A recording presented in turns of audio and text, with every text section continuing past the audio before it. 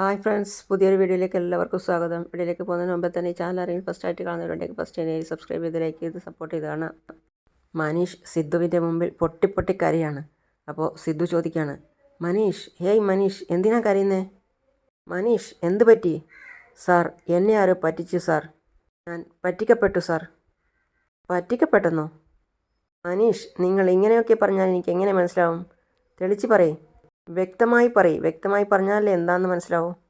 Sir, cash എടുത്തിട്ട് ബാങ്കിലോട്ട് പോവായിരുന്നു. പോകുന്ന വഴിക്ക് ചെറിയൊരു ആക്സിഡൻറ്റ്. മനീഷിൻ്റെ സംസാരം കേട്ട് മേഘ അപ്പുറത്തിരുന്ന് ചിരിക്കുകയാണ്. ആക്സിഡൻറ്റോ? അതെ സാർ. പിന്നെ മനീഷ് ഉണ്ടായ കാര്യങ്ങളൊക്കെ സിദ്ധുവിനോട് പറഞ്ഞു കൊടുക്കുകയാണ്. അതായത് കാറിന് വന്ന് ഓട്ടോ അടിച്ചതൊക്കെ. ഉണ്ടായ സംഭവങ്ങളെല്ലാം വിശദീകരിച്ച് സിദ്ധുവിനോട് പറഞ്ഞു കൊടുക്കുകയാണ് മനീഷ്. അപ്പം തന്നെ സിദ്ധു എണീറ്റു. എന്താ, പണം മിസ്സായെന്നോ? അതെ സാർ. നോൺസെൻസ്. എന്താ മനീഷ് കാണിച്ചത്? ഇത്ര ഉത്തരവാദിത്തമുള്ള ജോലിയിൽ ഇരുന്നിട്ട് ഇങ്ങനെ മറുപടി പറയുന്നത്? എത്ര വലിയ എമൗണ്ടാണ് ഇത്ര കെയർലെസ്സായി നഷ്ടപ്പെടുത്തിയിട്ട് ഇവിടെ വന്ന് പ്രസംഗം നടത്തുന്നത്? സാർ, ഇങ്ങനെയൊക്കെ നടക്കുമെന്ന് ഞാൻ പ്രതീക്ഷിച്ചതേയില്ല സാർ. അപ്പോൾ മേഘ ചാടി എണീറ്റ് പറയാണ്, ഹേയ് മനീഷ്, ഇത്രയും വലിയ എമൗണ്ട് നിന്നെ വിശ്വസിച്ചല്ലേ ഞാൻ തന്നത്? ഇങ്ങനെ നഷ്ടപ്പെടുത്തിയിട്ട് വന്ന് നിൽക്കുന്നല്ലോ. മേഘ എപ്പോഴും കാശിൻ്റെ കാര്യങ്ങളൊക്കെ കൃഷ്ണമൂർത്തിയല്ലേ ഡീൽ ചെയ്യാറ്. ആ ആ പിന്നെ നീ അതിനെ മഹേഷിൻ്റെ കയ്യിൽ കൊടുത്തത്? പിന്നെ കൃഷ്ണമൂർത്തി ഇന്ന് ലീവാ. നീയല്ലേ സിദ്ധു മനീഷ് വളരെ എക്സ്പീരിയൻസ് ആയിട്ടുള്ള ആളാണെന്ന് പറഞ്ഞത്? അതുകൊണ്ടാണ് ഞാൻ മനീഷിൻ്റെ കയ്യിൽ പണം കൊടുത്തു വിട്ടത്.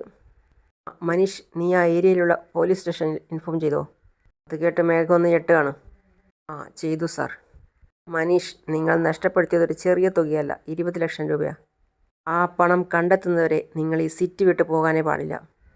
മനസ്സിലായല്ലോ? പണം കിട്ടുന്നതുവരെ ഞാൻ നിങ്ങളെ സസ്പെൻഡ് ചെയ്യുന്നു. ഇനി പണമെങ്ങാനും കിട്ടിയില്ല എങ്കിൽ നിങ്ങളെ പെർമനൻ്റായി ഞാൻ ഡിസ്മിസ് ചെയ്തോളാം. അത് കേട്ടപ്പോൾ മേഘയ്ക്ക് നല്ല സന്തോഷമായി. എല്ലാം നശിപ്പിച്ചിട്ട് ഇവിടെ വന്ന് കഴിഞ്ഞിട്ടെന്താ കാര്യം? കരച്ചിൽ നിർത്തിയിട്ട് മര്യാദയ്ക്ക് ഇവിടുന്ന് പോകാൻ നോക്ക്. ഞാൻ ഇൻസ്പെക്ടറോടൊന്ന് സംസാരിക്കട്ടെ. ശരി സാർ. ഓ മനീഷേ, ചെല്ലേ. സിദ്ധു എന്നിട്ട് അവിടെ തളർന്ന് ഇരുന്നു. അപ്പോൾ മേഘ മനസ്സിൽ ചിന്തിക്കുകയാണ്, എന്നോടൊപ്പം ജീവിക്കണമെന്നല്ലേ നിൻ്റെ ആഗ്രഹം? ഇനിയിപ്പോൾ എന്നോടൊപ്പം നിനക്ക് ഈ ഓഫീസിൽ തന്നെ വർക്ക് ചെയ്യാൻ പറ്റില്ല. നീ നഷ്ടപ്പെടുത്തിയ 20 ലക്ഷം രൂപ കണ്ടുപിടിച്ച് കൊണ്ടുവരുമ്പോഴേക്കും നിൻ്റെ ജീവിതം അവസാനിച്ചിട്ടുണ്ടാവും. ചന്ദ്രിക മുറ്റത്ത് വെള്ളമൊക്കെ കുടഞ്ഞ് അടിച്ചു വരികയാണ്. എന്നിട്ട് മലറിൻ്റെ അടുത്ത് പറയാണ്, ആ കോലയിടുന്ന പൊടിയെടുത്ത് കൊണ്ടുപോകാം മോളെ. ഇപ്പം കൊണ്ടുതരാം അമ്മേ. ഇതാ അമ്മേ. ചന്ദ്രിക നല്ല വൃത്തിക്ക് കോലയിടുകയാണ്. അപ്പോൾ അവിടെ മലരും ചേർന്ന് അത് ചെയ്യാണ്. ചന്ദ്രിക കോലയിടുന്നിടത്തുനിന്ന് നീർന്നു നോക്കുന്ന സമയത്താണ് കാണുന്നത് ഒരു ആജാനുബാഹു പോലത്തെ ഒരാൾ വന്നിട്ട് അവിടെ നിൽക്കുകയാണ്. അപ്പോൾ അയാൾ ചോദിക്കുകയാണ്, എന്താ ചന്ദ്രികയെ, സുഖമല്ലേ? മലറിനെയും നോക്കിയിട്ട് അയാൾ പറയാണ്, കൊള്ളാലോ, 2 വർഷം കൊണ്ട് മലർ നന്നായി വളർന്നല്ലോ. 2 വർഷത്തിന് മുമ്പ് നീ എൻ്റെ കയ്യിൽ നിന്നും രക്ഷപ്പെട്ട് ഓടി. ഇന്ന് ഇതേ നാട്ടിലേക്ക് നീ തിരിച്ചു വന്നു. അയാളുടെ കൂടെ 2-3 പേർ വേറെയും ഉണ്ടായിരുന്നു. 2 വർഷം പട്ടണത്തിൽ ജോലി ചെയ്ത് നന്നായി സമ്പാദിച്ചു കാണുമല്ലോ. എനിക്ക് തരാനുള്ള പണം തന്നു തീർത്താൽ ഇടയ്ക്കിടയ്ക്ക് ഇതുപോലെ വന്ന് ശല്യം ഞാൻ ചെയ്യില്ല. ചന്ദ്രിക പറയാണ്, ദാ നോക്ക്, ഞാൻ നിങ്ങളുടെ കയ്യിൽ നിന്ന് പണമൊന്നും വാങ്ങിയിട്ടില്ല. ആർക്കാണോ നിങ്ങൾ പണം കൊടുത്തത് അയാളുടെ തന്നെ പോയി ചോദിക്കണം. എന്തിനാ എന്നെ വന്നിങ്ങനെ ശല്യം ചെയ്യുന്നേ? എന്തുകൊണ്ട് ചോദിച്ചുകൂടാ? മഹേഷ് കടം വാങ്ങിയത് നിങ്ങൾക്ക് വേണ്ടി ചിലവഴിക്കാനല്ലേ? മഹേഷ് വാങ്ങിയ കടം ഭാര്യയായ നീയല്ലേ തിരിച്ചു തരേണ്ടത്? മര്യാദയ്ക്ക് എനിക്ക് തരാനുള്ള 6 ലക്ഷം രൂപ തിരിച്ചു തരാനുള്ള വഴി നോക്ക്. ഇല്ലെങ്കിൽ ഇനി ഞാൻ ഇങ്ങനെ ആയിരിക്കില്ല സംസാരിക്കാൻ. അതെ, മഹേഷും ഞാനും തമ്മിലുള്ള വിവാഹമോചനം കഴിഞ്ഞതാ. ഞാൻ വേറെ, അയാൾ വേറെ. അയാൾ തരാനുള്ള പണത്തിന് ഞാൻ ഉത്തരവാദിയല്ല. എനിക്കിനി ആ ഉത്തരവാദിത്തം ഏറ്റെടുക്കാൻ കഴിയില്ല. നിങ്ങൾ പോയി അയാളുടെ കയ്യിൽ നിന്ന് തന്നെ വാങ്ങിക്കാൻ നോക്ക്. അയാൾ ചിരിച്ചുകൊണ്ട് പറയാണ്, നിൻ്റെയും മഹേഷിൻ്റെയും വിവാഹമോചനത്തിന് ശേഷമല്ല എൻ്റെ കയ്യിൽ നിന്നും പണം വാങ്ങിച്ചത്. നിങ്ങൾ 2 പേരും വിവാഹം കഴിഞ്ഞ് ഒരുമിച്ച് ജീവിക്കുമ്പോഴാണ് അവൻ എൻ്റെ കയ്യിൽ നിന്നും പണം വാങ്ങിച്ചത്. ഭർത്താവ് വാങ്ങിയ കടത്തിന് ഭാര്യയായ നിനക്കും ഉത്തരവാദിത്തമില്ലേ? താ നോക്ക് ചന്ദ്രികയെ, നീ എന്ത് ചെയ്യും ഏത് ചെയ്യും എന്നൊന്നും എനിക്കറിയില്ല. 2 ദിവസം സമയം തരും. അതിനുള്ളിൽ എൻ്റെ പൈസ പലിശ സഹിതം തിരിച്ചു തരണം. ഇല്ലെങ്കിൽ എന്ന് പറഞ്ഞ് അയാൾ മലരിനെ നോക്കി. എന്നിട്ട് പറയാണ്, എന്താ ചെയ്യേണ്ടത് എന്ന് എനിക്ക് നന്നായിട്ടറിയാം. അന്ന് ഞാൻ ഇവളെ 5 ലക്ഷം രൂപയ്ക്ക് ചോദിച്ചതാ. അന്ന് നീ തന്നിരുന്നെങ്കിൽ നിന്റെ കടവും തീർന്നേനെ, നിനക്ക് സമാധാനമായി ജീവിക്കാനും പറ്റിയേനെ. എന്ത് ചെയ്യാനാ, എല്ലാം വിധി. ശരി ശരി, പണം റെഡിയാക്കി വെക്ക്. 2 ദിവസം കഴിഞ്ഞ് ഞാൻ തിരിച്ചു വരും. വണ്ടി എടുക്കടാ. പിന്നെ വീട്ടിൽ മേഘ എന്തോ ഫയലൊക്കെ എടുത്ത് നോക്കുകയാണ്. അപ്പോൾ അവിടേക്ക് മുത്തശ്ശി മേഘ എന്ന് വിളിച്ച് ഓടി വരികയാണ്. നിനക്ക് വേണ്ടി എൻ്റെ സ്വന്തം കൈകൊണ്ട് സ്വീറ്റ്സ് ഉണ്ടാക്കിക്കൊണ്ട് വന്നിരിക്കുക. കഴിക്ക് മോളെ. എന്താ മുത്തശ്ശി സ്വീറ്റ്സൊക്കെ ഉണ്ടാക്കിയിരിക്കുന്നത്? അതേ, ഞാൻ വിചാരിച്ചത് നീ സാധിച്ചെടുത്തില്ലേ. ഇന്ന് മഹീന്ദ്രൻ ഗ്രൂപ്പ് ഓഫ് കമ്പനീസിൻ്റെ എല്ലാ സ്വത്തുക്കൾക്കും നീ അവകാശി. അത് പറഞ്ഞ് ചിരിക്കുകയാണ് മുത്തശ്ശി. എന്നിട്ട് പറയാണ്, അതുപോലെ ചന്ദ്രികയെയും മകളെയും അതും ഈ വീട്ടിൽ നിന്ന് പുറത്താക്കിയില്ലേ. ഇതിൽ കൂടുതൽ എനിക്ക് വേറെ എന്ത് സന്തോഷമാണ്. ഞാൻ ചന്ദ്രികയെയും മലനെയും ഇവിടുന്ന് പറഞ്ഞയച്ചത് ശരിയാ, പക്ഷേ മഹീന്ദ്രൻ അച്ഛനും ലക്ഷ്മിയും ഇനി വെറുതെ ഇരിക്കില്ലല്ലോ. ചന്ദ്രികയെ ഇനി എങ്ങനെയെങ്കിലും സമാധാനിപ്പിച്ച് ഇവിടേക്ക് തിരിച്ചു കൊണ്ടുവരാൻ അവർ ശ്രമിക്കും. ഉറപ്പായിട്ടും അവരതിന് ശ്രമിക്കും. പക്ഷേ ചന്ദ്രിക ഇവിടെ വരണ്ടേ? ഇപ്പം പോലും മഹീന്ദ്രനും ലക്ഷ്മിയും ചെന്ന് വിളിച്ചപ്പോൾ അവൾ വരാൻ പറ്റില്ലെന്ന് മുഖത്ത് നോക്കി പറഞ്ഞു. ഇപ്പം ചിലപ്പോൾ അത് ശരിയായിരിക്കും, പക്ഷേ ഭാവിയിൽ ചന്ദ്രികയുടെ മനസ്സ് മാറാൻ സാധ്യതയില്ലേ? അപ്പോൾ വന്നു കഴിഞ്ഞാൽ എന്ത് ചെയ്യും മുത്തശ്ശി? അതിനും സാധ്യതയുണ്ട്. അതിനുള്ളിൽ ചന്ദ്രികയെ നീ എന്തെങ്കിലും ചെയ്യണം. എന്തെങ്കിലും ചെയ്യണമെന്ന് വെച്ചാൽ എന്താ മുത്തശ്ശി പറയുന്നത്? ചെയ്യേണ്ട കാര്യമൊക്കെ ആക്ഷനായി മുത്തശ്ശി പറഞ്ഞു കൊടുക്കുകയാണ്. ഞാൻ പറയുന്നത് പോലെ ചെയ്താൽ ലൈഫ് ലോങ് നിനക്ക് ഒരു പ്രശ്നവും ഉണ്ടാവില്ല. ഇല്ലെങ്കിൽ നിനക്ക് എന്തെങ്കിലുമൊക്കെ പ്രശ്നം ഉണ്ടായിക്കൊണ്ടേയിരിക്കും. ശരി മുത്തശ്ശി. ചന്ദ്രിക മലരിൻ്റെ ഡ്രസ്സൊക്കെ മടക്കി വെക്കാണ്. അപ്പോഴാണ് കോൾ വന്നത്. നോക്കുമ്പോൾ സിദ്ധുവാണ്. പറയണം സാർ, ചന്ദ്രികയെ മലരിപ്പോൾ ഓക്കെയാണോ? അവൾക്ക് കുഴപ്പമൊന്നുമില്ല, അവൾ സുഖമായിട്ടിരിക്കുന്നു.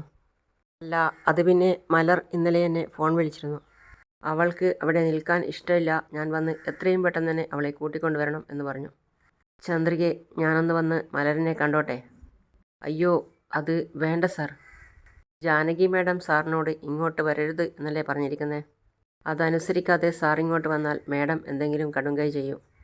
ഉള്ള പ്രശ്നങ്ങളൊന്നും പോരാതെ ഇനി ആ പാവം കൂടി ഞാൻ ചുമക്കണോ സാർ? ചന്ദ്രികയെ ഇനി എത്ര നാൾ എന്ന് വിചാരിച്ചാൽ ഇങ്ങനെ ഭയന്ന് കഴിയാൻ പോകുന്നത്? വേറെ വഴിയില്ല സാർ. സാറിൻ്റെ അമ്മയ്ക്ക് ഇഷ്ടമില്ലാത്തത് ഞാൻ ചെയ്യാൻ ആഗ്രഹിക്കുന്നില്ല. ചന്ദ്രികയെ ഞാൻ എന്താ പറയുന്നത് വെച്ചാൽ, സാർ ഇടയ്ക്കിടയ്ക്ക് എന്നെ ഇങ്ങനെ ഫോൺ ചെയ്യരുത്. സാറിൻ്റെ അമ്മ ഇതറിഞ്ഞാൽ വെറുതെ പ്രശ്നം ഉണ്ടാക്കും. ഞാൻ ഫോൺ വെക്കുകയാണ് സാർ. ഏയ് ചന്ദ്രികയെ എന്ന് പറയുമ്പോഴേക്കും ചന്ദ്രിക ഫോൺ കട്ട് ചെയ്തു. എന്നോട് ക്ഷമിക്കണം സാർ. ഞാനും മലരും കാരണം സാറാണ് ഒരുപാട് വിഷമിക്കുന്നത്. ഒരു ഭാഗത്ത് സാറിൻ്റെ അമ്മയെ ഓർക്കണം, മറ്റൊരു ഭാഗത്ത് ഞങ്ങളെയും ഓർക്കണം. സാറിൻ്റെ അവസ്ഥയോർത്ത് എനിക്ക് വല്ലാത്ത വിഷമമുണ്ട് സാർ. ചന്ദ്രിക ഫോണിൽ സംസാരിക്കാൻ പോലും ഭയപ്പെട്ടിരിക്കുകയാണല്ലോ. അത്രമാത്രം അവളെ അമ്മ പേടിപ്പിച്ചിരിക്കുക. സിദ്ധു അങ്കിളിൻ്റെ അടുത്ത് വന്നിട്ട് വിളിക്കുകയാണ്. അങ്കിളേ. വാ സിദ്ധു, ഇരിക്കേ. സിദ്ധുവിൻ്റെ മുഖം വാടിയത് കണ്ടിട്ട് ചോദിക്കുകയാണ്, എന്താ മോനെ? അങ്കിളേ, അത് പിന്നെ നമ്മുടെ സ്റ്റാഫ് മനീഷ് ഒരു 20 ലക്ഷം രൂപ ഡിപ്പോസിറ്റ് ചെയ്യാൻ കൊടുത്തിട്ട് പോകുന്ന വഴിക്ക് ഒരു ചെറിയ ആക്സിഡൻറ്റ് ഉണ്ടായി.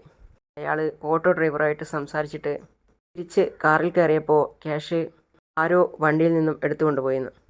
വാട്ട്? 20 ലക്ഷം രൂപ ആരോ മോഷ്ടിച്ചെന്നോ? എന്താ സിദ്ധാർത്ഥ്, ആരാ അയാൾ? ഇത്രയും കെയർലെസ് ആയിരിക്കാൻ? ഇങ്ങനെ ഒരാളെ വിശ്വസിച്ച് എന്തിനാ പണം കൊടുത്തത്? സാധാരണ നമ്മുടെ കൃഷ്ണമൂർത്തിയല്ലേ പണം കൊണ്ടുപോകാറ്. എന്തിനാ മനുഷ്യൻ്റെ കയ്യിൽ കൊടുത്തു വിട്ടത്? ഇല്ല അങ്കിളെ, ഞാനല്ല, മേഘയാണ് മനുഷ്യൻ്റെ കയ്യിൽ കൊടുത്തു വിട്ടത്. അവൾ ഇങ്ങനെയൊക്കെ ചെയ്യുമെന്ന് നിനക്കറിയില്ലേ?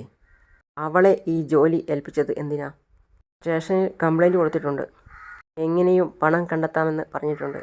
ആ മനീഷ് എങ്ങനെയുള്ള ആളാ? അവൻ നമ്മുടെ പണം എടുക്കാൻ സാധ്യതയുണ്ടോ? എനിക്കറിയാവുന്നിടത്തോളം അയാൾ അങ്ങനെയുള്ള ഒരാളാണെന്ന് തോന്നുന്നില്ല അങ്കിളെ. Is genuine character.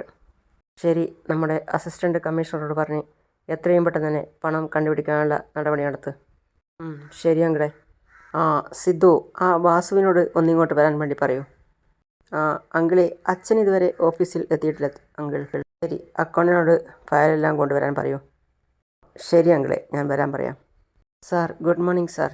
സാർ, ഇത് ഈ വർഷത്തെ ഫിനാൻഷ്യൽ റിപ്പോർട്ടാണ് സാർ. റിപ്പോർട്ട് നോക്കുന്നതിനിടയിൽ സിദ്ധുവും അവിടെ എത്തി. എന്താ, ഈ അക്കൗണ്ട്സ് ഇതുവരെ നിങ്ങൾ ചെക്ക് ചെയ്തിട്ടില്ലേ? ടാലിയാവുന്നല്ലോ. എന്താ കാരണം? സാർ, വാസു സാറാണ് ഈ കാര്യങ്ങളൊക്കെ നോക്കുന്നത്. ഇത്രയും വലിയ എമൗണ്ട് വാസുദേവൻ എടുത്തിട്ടുണ്ട്. അതെന്തിനാണ് എടുത്തതെന്ന് നിങ്ങൾക്കറിയാമോ? അറിയില്ല സാർ. സിദ്ധാർത്ഥ് 85 lakhs ഒരു വൗച്ചറും ഇല്ലാതെ എടുത്തിരിക്കുന്നത്. എന്തിനു വേണ്ടി എടുത്തതെന്ന് നിന്നോട് പറഞ്ഞിട്ടുണ്ടോ? അങ്ങനെയൊന്നും എന്നോട് ഇതുവരെ പറഞ്ഞിട്ടില്ല അങ്കിളെ. ഇത്രയും വലിയൊരു എമൗണ്ട് എടുത്തിട്ട് നിങ്ങൾക്കാർക്കും ഒന്നും അറിയില്ലെന്ന് പറയുന്നു. വാസുദേവനല്ലാതെ മറ്റാർക്കും കമ്പനി അക്കൗണ്ടിൽ നിന്നും പണം എടുക്കാൻ പറ്റില്ല. വാസുദേവനെന്തിനാ ഇത്രയും വലിയൊരു എമൗണ്ട് എടുത്തതെന്നറിയില്ലല്ലോ. ശരി, ഞാൻ വാസുദേവനെ വിളിച്ചോളാം. വിളിച്ചപ്പോൾ പറയുന്നത് താങ്കൾ വിളിക്കുന്ന വ്യക്തി ഇപ്പോൾ മറ്റൊരു കോളിൽ തിരക്കിലാണ് എന്നാണ്. മഹേന്ദ്രൻ സാർ പറയാണ്, പുള്ളി വേറെ ഏതോ കോളിൽ ബിസിയാണെന്ന് തോന്നുന്നു. സിദ്ധു, വാസുദേവൻ വന്നാൽ ഉടൻ എന്നെ ഒന്ന് കാണാൻ വേണ്ടി പറയൂ. ശരി അങ്കിളെ, ഞാൻ പറയാം. പിന്നെ എല്ലാവരും സീറ്റൗട്ടിൽ ഇരിക്കുകയാണ്. ജാനകിയും ലക്ഷ്മിയും സിദ്ധുവും മഹേന്ദ്ര സാറും അച്ഛനും വലിയച്ഛനും ഒക്കെ മുത്തശ്ശനും ഒക്കെ. അപ്പോൾ മഹേന്ദ്ര സാർ പറയാണ്, സിദ്ധു, നിൻ്റെ അച്ഛനോട് വരാൻ പറയൂ. ശരി അങ്കിളെ. അങ്കിളെ, അച്ഛൻ വന്നു. പറ അളിയ. നിൻ്റെ അളിയനായല്ല ഞാനിപ്പോൾ സംസാരിക്കാൻ പോകുന്നത്. മഹേന്ദ്രൻ ഗ്രൂപ്പ് ഓഫ് കമ്പനിയുടെ MD ആയിട്ടാണ്. നിങ്ങൾ നമ്മുടെ കമ്പനിയിലെ ഫിനാൻസറായിട്ട് എത്ര വർഷമായിട്ട് ജോലി ചെയ്യുന്നു? ഒരു 20-25 വർഷമായിട്ട് ജോലി ചെയ്യുന്നു. ഇത്രയും വർഷത്തിനിടയിൽ ഞാൻ ഒരു കണക്കും ക്ലോസ് ചെക്ക് ചെയ്തിട്ടില്ല. കാരണം എനിക്ക് നിങ്ങളിൽ ഉണ്ടായിരുന്ന വിശ്വാസം. എന്നാൽ ഇന്നലെ അക്കൗണ്ട്സൊക്കെ ചെക്ക് ചെയ്ത സമയത്ത് 85 lakhs ഫോർജറി നടന്നിട്ടുണ്ട്. അങ്ങനെ സംഭവിക്കാൻ ആരാ കാരണം? അതിനെക്കുറിച്ച് ചോദിക്കാനാണ് ഇപ്പോൾ വിളിപ്പിച്ചത്. അയ്യോ, അളിയൻ കണ്ടുപിടിക്കില്ലെന്നാണ് വിചാരിച്ചത്. ഇപ്പോൾ കണ്ടുപിടിച്ചല്ലോ. എന്താ ചെയ്യുക? ഇനിയിപ്പോൾ എന്ത് ചെയ്യും? അങ്ങനെയാണ് ഇന്നത്തെ ഭാഗം അവസാനിക്കുന്നത്. അപ്പോൾ അടുത്തതായി കാണിക്കുന്നത്, എന്താ വാസുദേവ, ഇത്രയും ലക്ഷം രൂപ ആരാ എടുത്തതെന്ന് നീ കണ്ടുപിടിച്ചോ? ഞാൻ അന്വേഷിച്ചു. ആരാ എന്തിനാ എടുത്തതെന്നറിയില്ല. ഞാനത് ഉറപ്പായും കണ്ടുപിടിച്ച് പറയാം അളിയ. ആ 85 ലക്ഷം രൂപ ആരുടെ കയ്യിലുണ്ടെന്ന് ഞാൻ കണ്ടുപിടിച്ചളിയ. ആരാ അളിയ? ആരെടുത്തെന്ന് പറയൂ. ആ പണം എടുത്തയാൾ വേറെ എവിടെയല്ല, ഈ വീട്ടിൽ തന്നെയുണ്ട്. ഇവിടെയോ? വാസുവാകെ പരിങ്ങലായി. അപ്പോൾ മഹേന്ദ്രൻ സാർ വിളിക്കുകയാണ്, സുധാകർ അവിടെ മുമ്പിലെത്തി. സുധാകറിനെ കണ്ടതും വാസുവാകെ ഞെട്ടലിലായി. അങ്ങനെയാണ് ഇന്നത്തെ ഭാഗം അവസാനിക്കുന്നത്. അപ്പോൾ അടുത്ത പുതിയ വിശേഷമായിട്ട് വീണ്ടും വരാം. അതുവരേക്കും see you all.